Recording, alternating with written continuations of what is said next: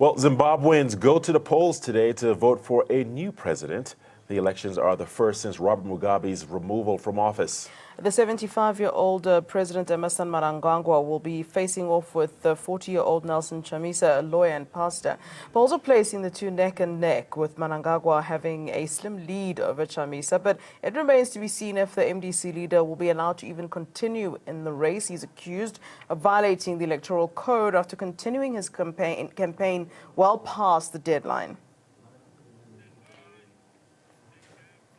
Meanwhile, former Zimbabwean President Robert Mugabe has turned his back on his ZANU-PF party. In a surprise move yesterday, the ousted leader said he would vote for the opposition. Mugabe is still angry over the November de facto coup that forced him out of office. He says he had planned to resign the ZANU-PF Congress in December.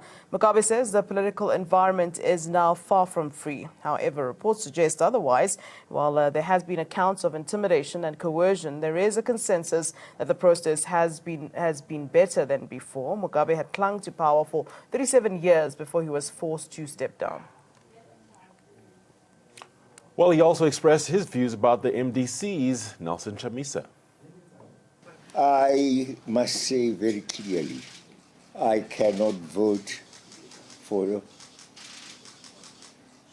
those who have tormented me. No, I can't. I was sacked from the party I founded, ZANU-PF, with the likes of Zenda and others. I was regarded now as an enemy. I have said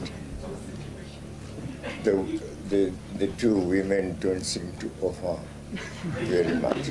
So what is there? I think it's just Chamisa. He gave a glimpse of what could have happened. He gave his version. He informed the whole world that he still is not free. You know, the army is still sending threats to him, still sending threats to his wife, and the like. You know, but I believe there is something that he said which is profound. What he said, it was with his comments with regards to the candidates which are running for the presidential election, the 23 candidates. He mentioned that he would not vote for Emmerson Mnangagwa.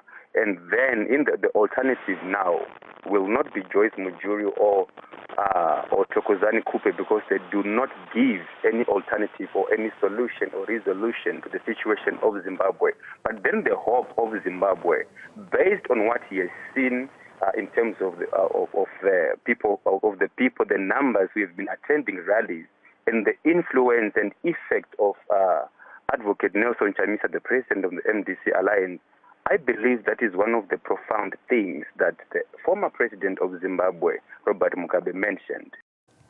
Well, earlier we spoke to Afro Worldview Zimbabwe correspondent Martha Mamombe, who gave us an update on the Zim elections. Let's take a listen. President Robert Mugabe spoke to the media for the first time in so many months, just a day before the elections. His message being Zimbabweans have not been free since November 2017. He called the administration of Emmerson Mnangagwa illegitimate and change is needed tomorrow. He basically indirectly endorsed Nelson Chamisa.